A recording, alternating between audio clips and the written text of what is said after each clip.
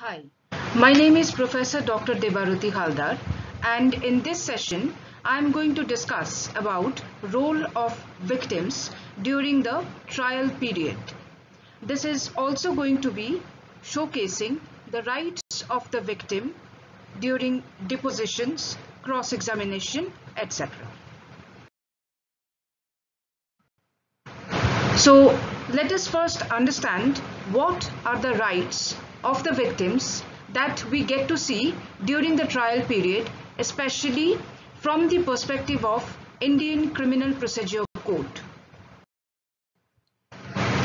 The first right starts with initiation of trial stage before a court of session under the Criminal Procedure Code.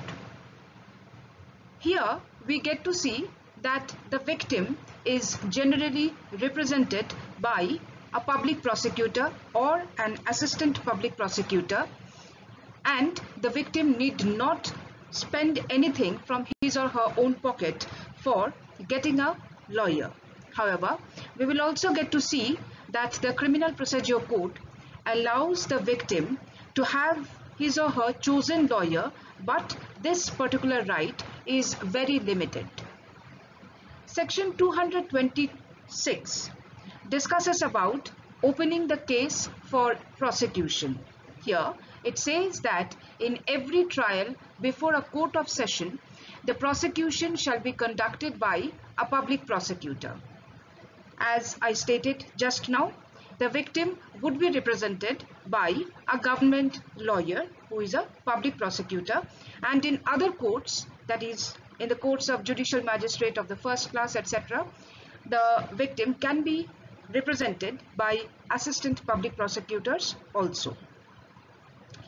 When the accused appears or is brought before the court in pursuance of a commitment of the case under section 209, which discusses about the commitment of case to the court of session when offence is triable exclusively by the magistrate to whom the charge sheet is presented, the prosecutor shall open his case by describing the charge brought against the accused and stating by what evidence he proposes to prove the guilt of the accused. During this time, the victim may not be present in the court. In fact, the presence of the victim may not be necessary here, because at this stage, the prosecutor actually represents the case of the victim, opens the case for the victim. During this stage, there are few things that actually occur which may actually establish the victim's role in the entire Criminal Procedure Code. Section 227 discusses about discharge, and immediately after that, section 228 discusses about framing of the charge. Section 227 says, if upon consideration of the record of the case and the documents submitted therewith, and after hearing the submissions of the accused and the prosecution in this behalf, the judge considers that there is not sufficient ground for proceedings against the accused, he shall discharge the accused and record his reasons for so doing. Which means that if the police actually makes a charge sheet which may not be able to convince the judge, and also the prosecutor may not be able to establish the case for the victim, and the judicial magistrate may feel that there is no proper evidence, there is no proper charge, etc., then he may consider to discharge the accused. But the accused is not acquitted here. The accused is actually discharged, and the accused may be acquitted when the police actually fails to bring any other sort of evidences, or what we call as heavy evidences, or when the prosecutor actually fails to make the case such solid as to establish the case for the victim. However, when this does not happen, that means when there are proper evidences, the prosecutor could make a good case, then what happens? Section 228 discusses about this, that is framing of the charge. It says, if after such consideration and hearing as aforesaid, the judge is of opinion that there is ground for presuming that the accused has committed an offence which is not exclusively triable by the Court of Session, he may frame a charge against the accused and by order transfer the case for trial to the Chief Judicial Magistrate or any other judicial magistrate of the first class and direct the accused to appear before the CJM, that is the Chief Judicial Magistrate, or as the case may be, the Judicial Magistrate of the first class on such date as he deems fit, and thereupon such magistrate shall try the offence in accordance with the procedure for the trial of warrant cases instituted on a police report. It is exclusively triable by the court. If it is exclusively triable by this court, he shall frame in writing a charge against the accused. Where the judge frames any charge under clause B of subsection 1, the charge shall be read and explained to the accused, and the accused shall be asked whether he pleads guilty of the offence charged or claims to be tried. So here we do get to see that if the evidences are not proper, if the prosecutor may not be able to make a solid case for the victim, then it is at the discretion of the judicial magistrate to discharge the accused. But if this is not so, then the judicial magistrate can go ahead for framing the charge, and if it is in the Court of Session, the Court of Session may transfer the case to the suitable court, and if the Court of Sessions is actually eligible for handling that case or that particular offender, then the judicial magistrate may frame the charge, and thereafter the accused should be explained the charges and he would be given a chance, that is, it is a right of the accused to either plead guilty or to claim that he should be tried. What happens after this? Section 229 discusses about conviction on plea of guilty.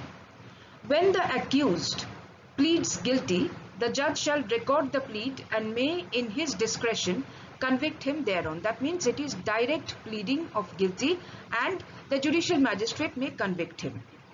Even during this time also, we are getting to see that the victim's presence may not be necessary. I am using the term may not be necessary. But what happens when this particular stage, that is section 229, may not occur automatically? That means the accused does not plead guilty. Section 230 has an answer for this. It speaks about going ahead with prosecution evidence and fixing a date. It says, if the accused refuses to plead or does not plead or claims to be tried or is not convicted under section 229, the judge shall fix a date for the examination of the witnesses and may, on the application of the prosecution, issue any process for compelling the attendance of any witnesses or the production of the document or the thing. Section 231 further says, on the date so fixed, the judge shall proceed to take all such evidences as may be produced in support of the prosecution. The judge may, in his discretion, permit the cross-examination of any witness to be deferred until any other witness or witnesses have been examined or recall any witness for further cross-examination.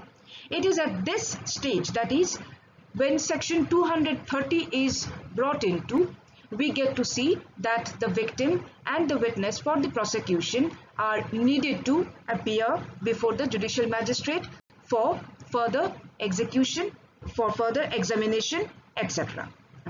Further examination, etc. on a fixed date. Section 232 discusses about acquittal.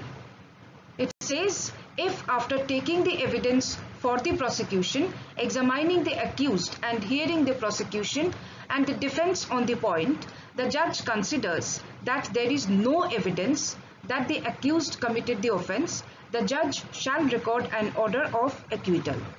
Here also we get to see that the victim's deposition actually plays an important role. Which role? That is when the judicial magistrate actually gets convinced that there are not much evidences to establish the fact that the accused person has actually committed any offence, and that too after examining the victims, the witnesses on the prosecution side, also hearing the cross-examination, etc. The judicial magistrate may decide to acquit the offender or the accused person. Section 233 discusses on what happens entering upon defense.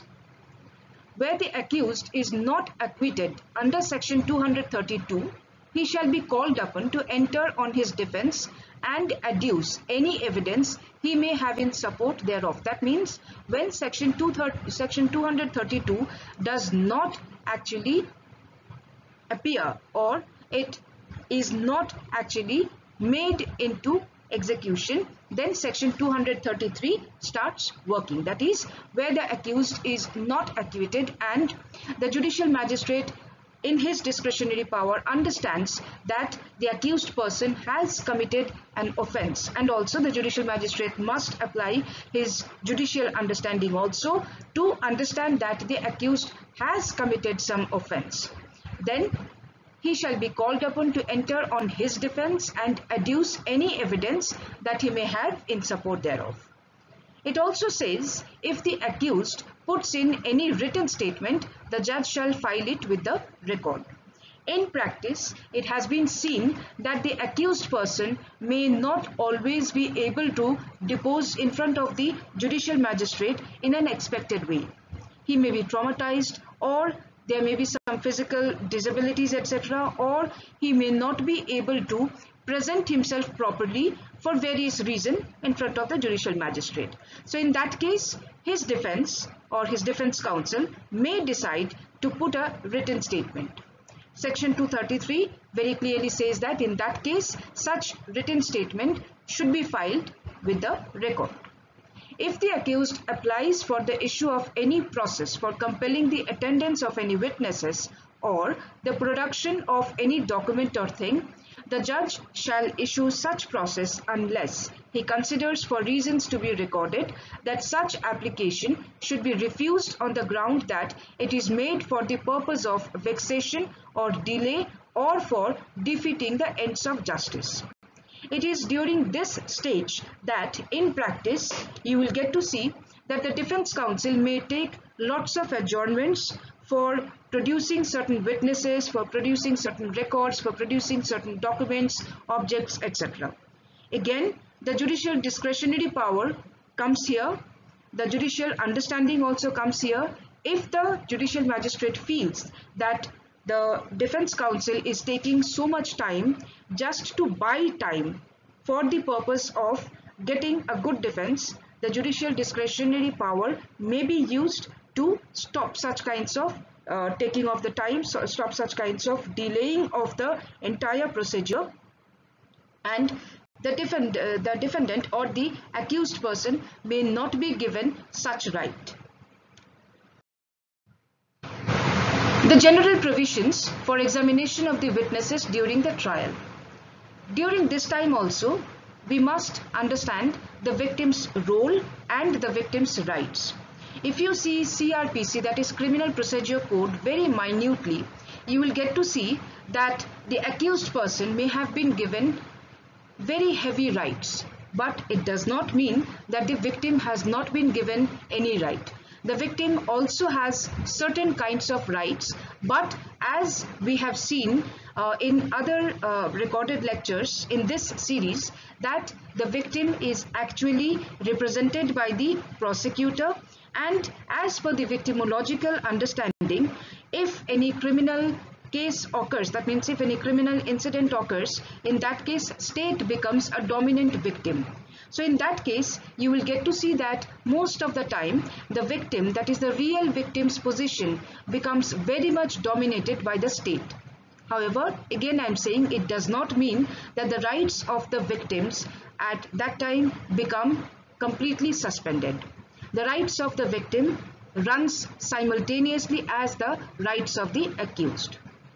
In this regard, let us see what section 242 has to say regarding the evidence for prosecution. It says, if the accused refuses to plead or does not plead or claims to be tried, or the magistrate does not convict the accused under section 241, the magistrate shall fix a date for the examination of the witnesses. In majority of the cases, you will get to see this particular provision is used. That means the accused person wants to go ahead with the case with his own defense. Section 242 proviso further says that the magistrate shall supply in advance to the accused the statement of witnesses recorded during investigation by the police, which means that the accused person has got the right to see what is the case against him and what is the deposition of the victim, etc. The magistrate may, on the application of the prosecution, issue a summons to any of its witnesses directing him to attend or to produce any document or other thing. During this stage, it becomes very important for the witnesses and also to a certain extent victims to be present in the court, in the courtroom for the support of the prosecution. It also further says, on the date so fixed, the magistrate shall proceed to take all such evidences as may be produced in support of the prosecution, provided that the magistrate may permit the cross-examination of any witness to be deferred until any other witness or witnesses have been examined, or recall any witness for further cross-examination.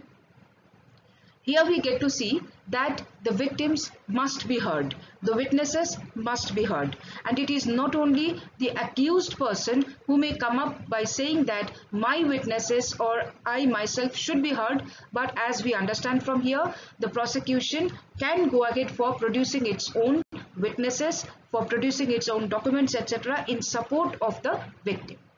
Section 244 further says, when in any warrant case instituted otherwise than on a police report, the accused appears or is brought before the magistrate shall proceed to hear the prosecution and take all such evidences as may be produced in support of the prosecution. This particular section highlights the cases, that is the warrant cases. The magistrate may, on the application of the prosecution, issue a summons to any of its witnesses, just like section 242, directing him to attend or to produce any document or other thing. In both the sections, this actually means that the witnesses that the prosecution feels should be proper and should be recovered for this particular purpose, that is for saving the victim, must be brought in at this stage for examination. Section 249 of the CRPC speaks about absence of complainant. In many cases, in fact in majority of the cases, we have seen that the complainant may have withdrawn from the particular case or may have turned hostile, etc. What happens? Why does it happen? And what is the consequence? Section 249 speaks about that. Here again we must understand that the term complainant may also be inclusive of the direct or indirect victims. It says, when the proceedings have been instituted upon complaint and on any day fixed for the hearing of the case, the complainant is absent and the offence may be lawfully compounded or is not a cognizable offence, the magistrate may, in his discretion, notwithstanding anything herein before contained, at any time before the charge has been framed, discharge the accused. In many cases, especially for crimes against women or especially for cybercrime offences, etc., we may get to see that there is an absence of complainant, and even though the magistrate may give time, may adjourn the cases for the complainant to be present, the complainant may not be present. But if we see the schedule of the CRPC, we will also get to see that the compoundable offences actually may not include offences against the women. So in such cases, those offences which may be lawfully compounded, that means which are not compoundable offences and which are not a cognizable offence, that means which are not heavier offences, which may include certain types of cyber crimes also, certain types of other criminal activities also, the magistrate may in his discretion, notwithstanding anything herein before contained, at any time before the charge has been framed, not the charge sheet but before the charge has been framed, discharge the accused. Section 256 further discusses about non-appearance or death of the complainant in cases of trial of summons cases by the magistrate. It very clearly says, if the summons has been issued on complaint and on the day appointed for the appearance of the accused or any day subsequent thereto, to which the hearing may be adjourned, the complainant does not appear, the magistrate shall, notwithstanding anything herein before contained, acquit the accused unless for some reason he thinks it proper to adjourn the hearing of the case to some other day. Here again we get to see that if the victim does not appear, or if the indirect victim who may have been the complainant, or in any other case if the witnesses also they do not appear, the magistrate has got a judicial discretion to acquit the accused person. This particular provision also indicates that the courts especially cannot go ahead for a longer time with the absence of the complainant. In this particular situation, you may also feel that whether the victim may be brought before the court if especially the victim is extremely traumatized. And that is the reason here section 256 very clearly mentions in the last few lines that the acquit of the accused unless for some reason he thinks it proper to adjourn the hearing of the case to some other day. That means the court must consider what are the reasons that the complainant has not actually been present in the court, or in case the death of the complainant has happened and some other representative of the complainant may appear, etc. The proviso attached to section 256 very clearly says that where the complainant is represented by a pleader or by the officer conducting the prosecution, or where the magistrate is of opinion that the personal attendance of the complainant is not necessary, the magistrate may dispense with his attendance and proceed with the case. This particular proviso is very helpful to understand that what happens with women victims, especially when they do not want to appear before the court because of the fear of tabooing. In this case, as you can see that either they are represented by their like lawyers, or they are represented by any other person, especially those persons who are like the investigating officers, etc. Or as it says, the magistrate is of opinion that the personal attendance of the complainant is not necessary, then the magistrate may dispense with his attendance and proceed with the case, and in this case the acquittal will not happen. This also you will get to see actually provides a right to the victim that if he or she does not appear before the court, the judicial magistrate will not acquit the accused person, because there is a solid reason, or there is a very valid reason why the victim or the complainant may not be able to be present in the court. Further, section 256 says the provisions of subsection 1 shall, so far as may be, apply also to cases where non-appearance of the complainant is due to his death.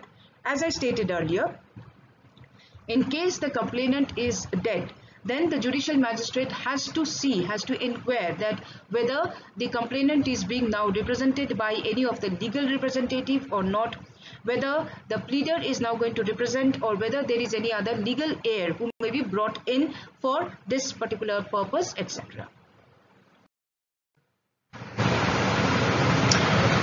Again, there are two specific sections in CRPC which may further help us to understand victims' roles and victims' rights. These are section 257, which speaks about withdrawal of complaint in cases of trial of summons cases by magistrate, and section 259, which speaks about power of the courts to convert summons cases in warrant cases. Let us now concentrate on section 257. We have seen that in many cases the complainant may withdraw the cases. What happens in such cases?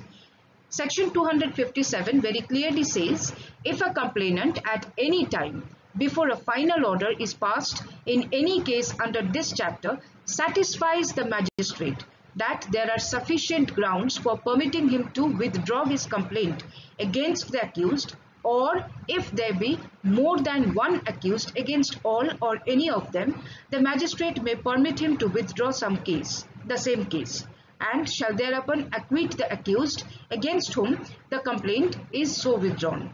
Now this withdrawal may happen because the complainant may have become happy with the entire criminal procedure.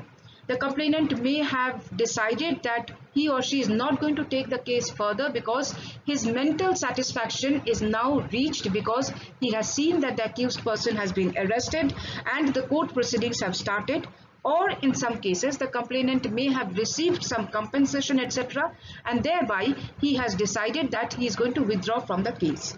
Or in other cases, maybe there can have been some out of court settlement by which the complainant has felt that he is no more going to take the case, proceed with the case, and he is going to withdraw his case. In such case, what happens? As section 257 very clearly mentions, the magistrate may permit him to withdraw the same and shall thereupon acquit the accused against whom the complaint is so withdrawn. However, if there are multiple accused, the judicial magistrate must concentrate on which accused the withdrawal is now going to be effective. Section 259, on the other hand, speaks about the power of the courts to convert summons cases into warrant cases. It very clearly says, when in the course of the trial of a summons case relating to an offence punishable with imprisonment for a term exceeding 6 months, it appears to the magistrate that in the interest of justice, the offence should be tried in accordance with the procedure for the trial of warrant cases, such magistrate may proceed to rehear the case in the manner provided by this code for the trial of warrant cases and may recall any witness who may have been examined. In this particular section, you will also understand that the role of the victim plays a very important role, or it actually signifies a very important role of the victim. When the judicial magistrate starts looking into the case, and if the judicial magistrate is convinced that this case is not so small case and it needs to be considered as a warrant case, it is at the discretion of the judicial magistrate, however, but the discretion must be used in a very judicious manner.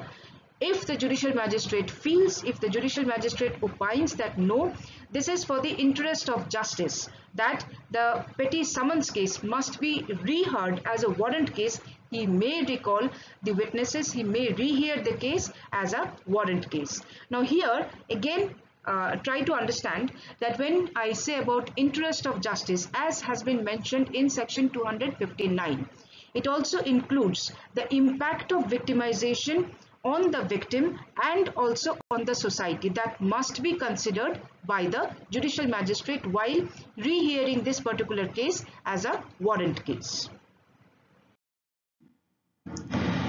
We also have to give consideration to section 273 of the CRPC, which says evidence has to be taken in the presence of the accused.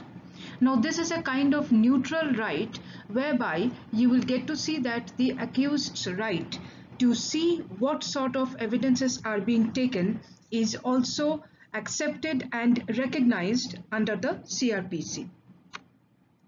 Section 273 says, except as otherwise expressly provided, all evidences taken in the course of trial or other proceedings shall be taken in the presence of the accused, or when his personal attendance is dispensed with, in the presence of his pleader.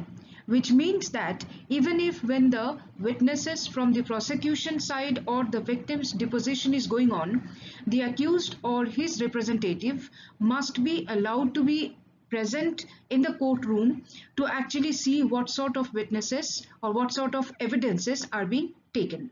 Further, Section 273 says, provided that where the evidence of a woman below the age of 18 years who is alleged to have been subjected to rape or any other sexual offense is to be recorded, the court may take the appropriate measures to ensure that such woman is not confronted by the accused, while at the same time ensuring the right of the cross-examination of the accused.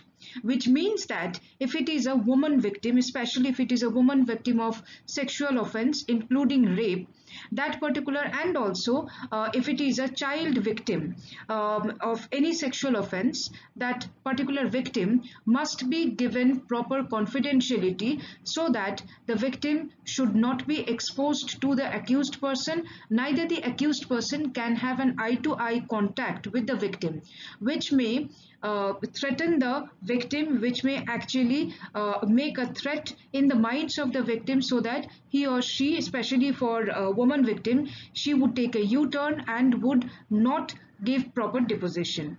The explanation added to Section 273 very clearly mentions that in this section, accused includes a person in relation to whom any proceeding under Chapter 8 has been commenced under this code. So what do we understand from Section 273? One, that the accused person's right to be present when the witnesses are examined, that is, the evidence is taken, must be accepted as per the CRPC procedure. And two, the victim, especially women victims and child victims of sexual offences, must be provided some kinds of protection, etc., so that they do not come in contact with the accused person.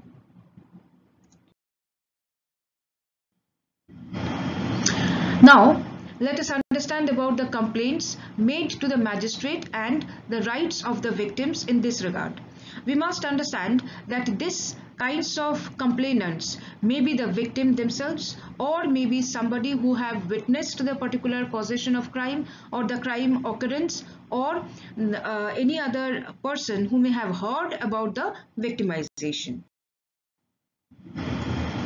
Section 200 discusses about this particular situation, whereby it speaks about examination of the complainant. It says, a magistrate taking cognizance of an offence on complaint shall examine upon oath the complainant and the witnesses present, and if any, and the substance of such examination shall be reduced to writing and shall be signed by the complainant and the witnesses, and also by the magistrate. The very important part that you must also note here is that the magistrate taking cognizance of such offences on complaint shall examine the complainant on oath. That means the complainant is actually examined the magistrate upon oath, and he also has to sign whatever deposition he makes, and the magistrate also may have to sign. The proviso attached to Section 200 also says that when the complaint is made in writing, the magistrate need not examine the complainant and the witness, especially if a public servant acting or purporting to act in the discharge of his official duties, or a court has made the complaint, or if the magistrate makes over the case for inquiry or trial to another magistrate under Section 192. Which means that when the complaint has come in a written format, the judicial magistrate need not actually go ahead for examining of the witnesses.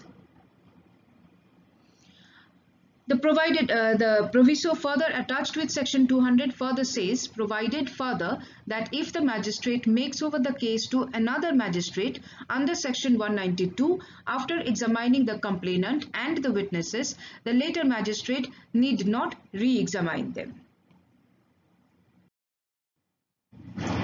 Now let us see Section 201, which speaks about the procedure by the magistrate not competent to take the cognizance of the case. In many situations also, we would get to see that the complainant has reached out to the magistrate, and the complainant might not be aware of the gravity of the offence or whether the magistrate can take the cognizance of the case, etc. But he felt that he must reach out to a magistrate for making a complaint.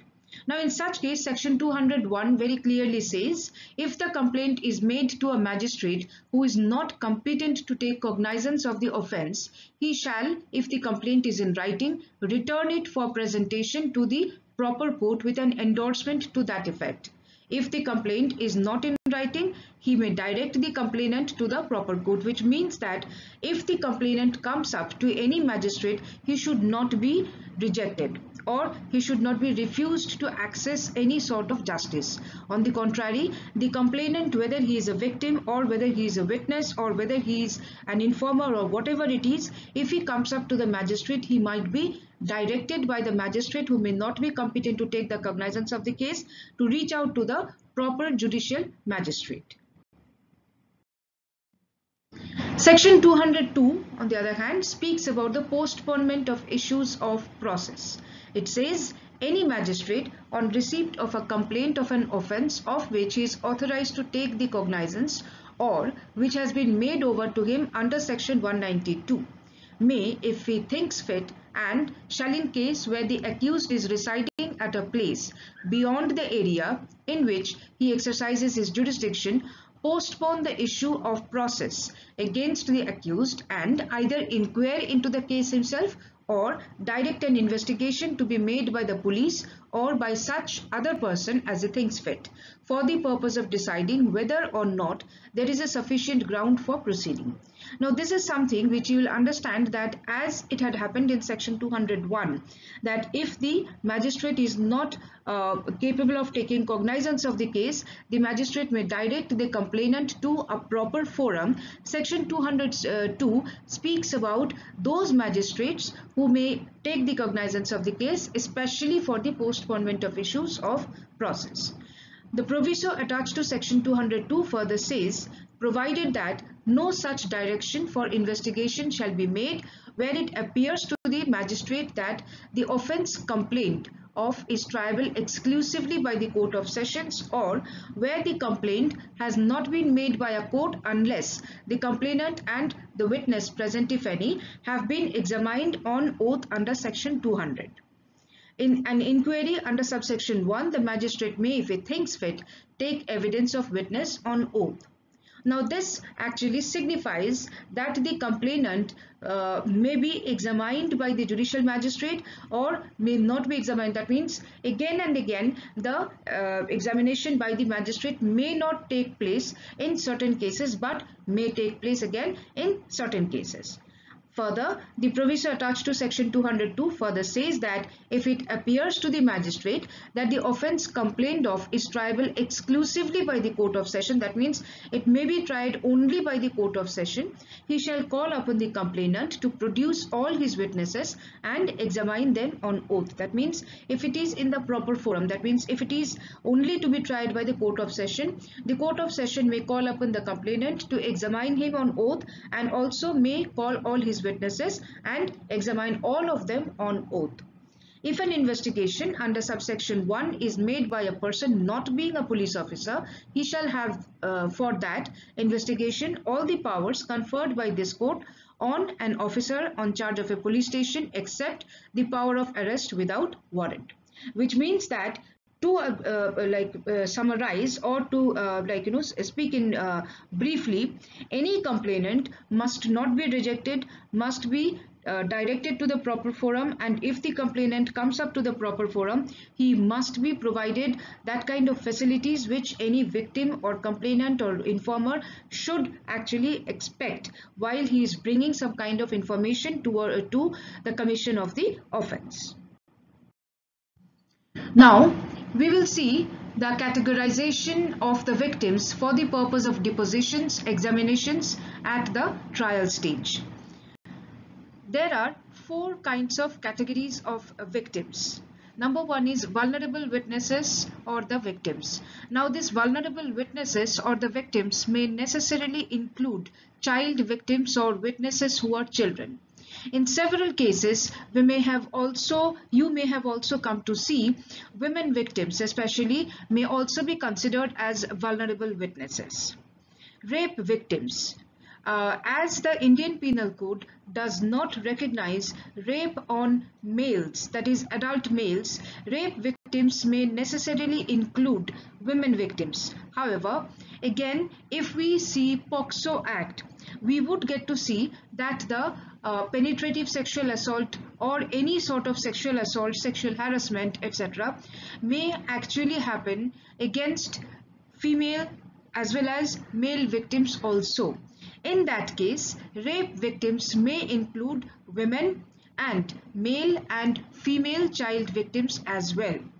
General victims of violent crimes. Violent crimes here indicates any sort of crimes, for example, murder, for example, any sort of bodily injury, etc., whereby you will get to see there is a motivation to commit some kinds of crime which is a violent crime.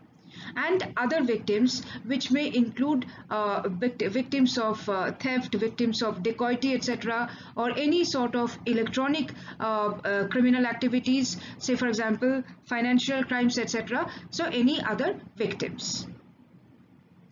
All these kinds of victims must be provided proper recognition under the CRPC, as well as the first two victims, that is vulnerable witnesses and rape victims, must be provided some kinds of safeguard when the deposition is being taken by the prosecutors or by the courts, or in cases that the cross-examination is going on by the defendant counsel.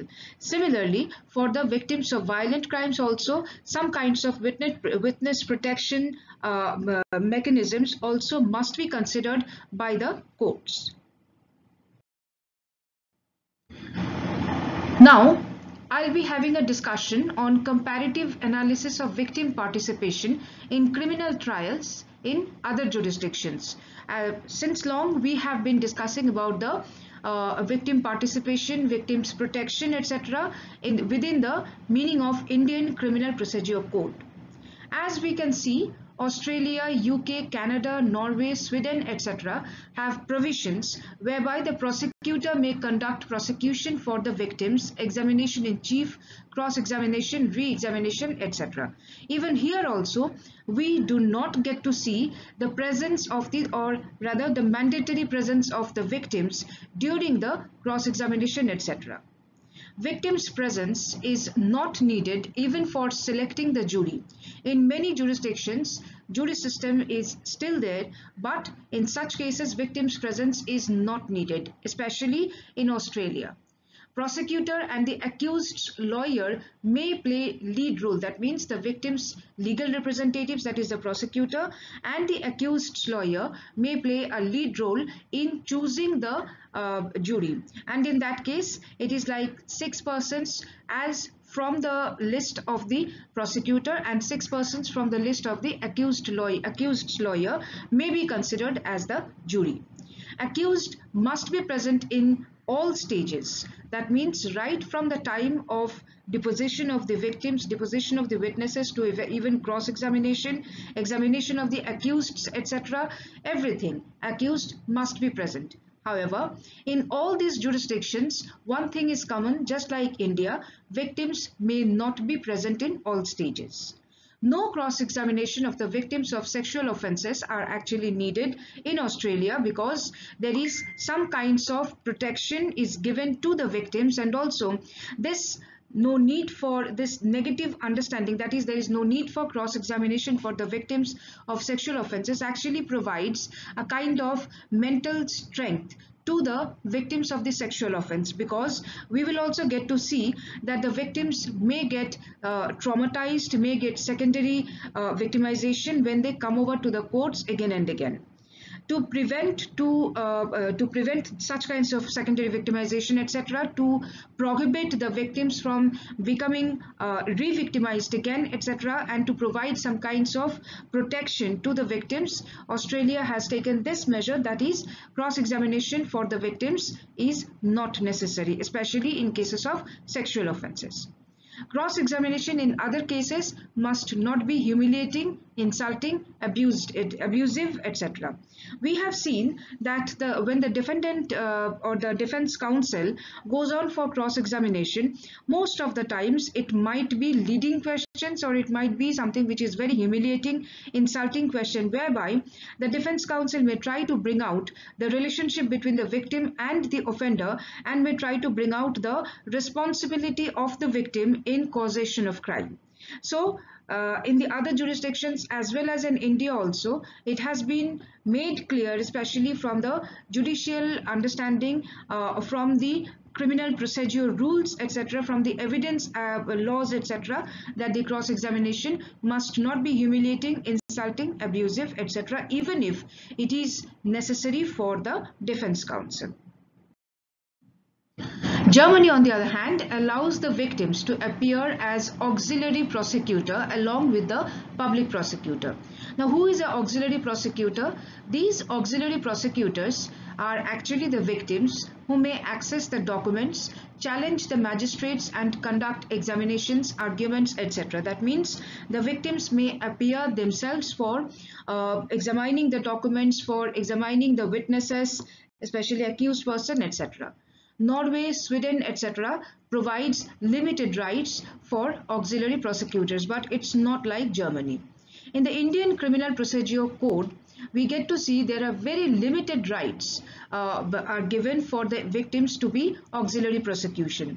Section 301 is most notable in this regard, whereby it has been stated that appearance by public prosecutors is necessary, and it says the public prosecutor or the assistant public prosecutor in charge of a case may appear and plead without any written authority before any court in which that case is under inquiry, trial, or appeal. That means automatically the victim's case, especially in the criminal cases, would go to the public prosecutor or to the APP, that is the assistant public prosecutor.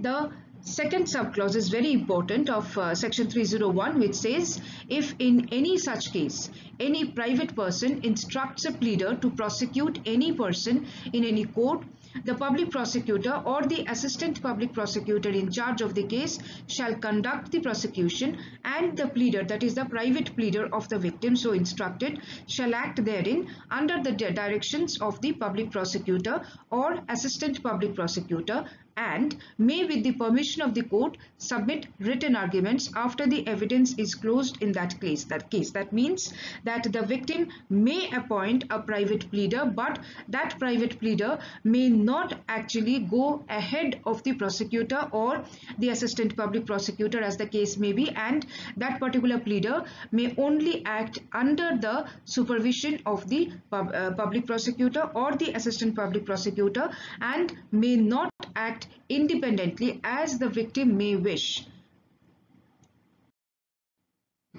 Now coming to the question of general rules for examination of the witnesses, let us understand what are the victim's rights and roles in this regard. It must be conducted in the presence of the accused with certain exceptions. Now, this particular rule is actually a universal rule which has been accepted and which has been included in the criminal procedure laws of many countries, including India, Australia, Canada, Sweden, UK, etc. In such cases, magistrate must record the submissions of the accused persons and any other witnesses. Open-ended questions may be put to the victims or the witnesses. Now, what is an open-ended question? You have to actually see for Evidence Act to understand what is open-ended questions. Open-ended questions could be such questions whereby the witness, the victim, or the accused may have the liberty to say something, whereas the close-ended question or the leading question may actually result in yes or no. That means the defense counsel or the prosecutor, especially in the cross-examination, may put a question whose answer would be either yes or no, or in most cases the prosecutor or the defense counsels may lead the question as they wish. Accused may be given chance to cross-examine the witnesses, and the witnesses, that is the victim or the prosecutor who is appearing for the victim, may also be given chance to cross-examine the accused and also the witnesses from the accused side. No intriguing or humiliating questions are permitted to be asked to the victims, especially of the sexual offences, and this again is considered as a universal principle in almost all jurisdictions.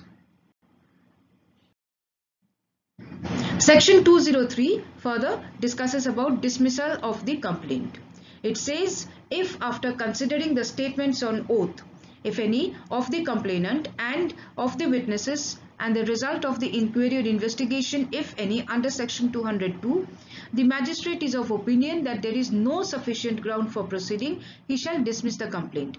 Now, many times it may happen that the complainant is actually bringing a case without understanding whether that will actually make a proper cognizable case, or whether that will make even a non-cognizable case, or whether that can make any criminal case or not. It can be a very petty offense also. In that case, section 203 provides a clear answer by stating when the judicial magistrate may consider dismissal of the complaint can be taken place. And it also further says that in every such case, he shall briefly record his reasons for so doing, so that if the complainant feels that no, this is not a proper understanding, judicial understanding, he may further go for an appeal, or he may further gather some more evidences and he may come back with a new case. Thank you.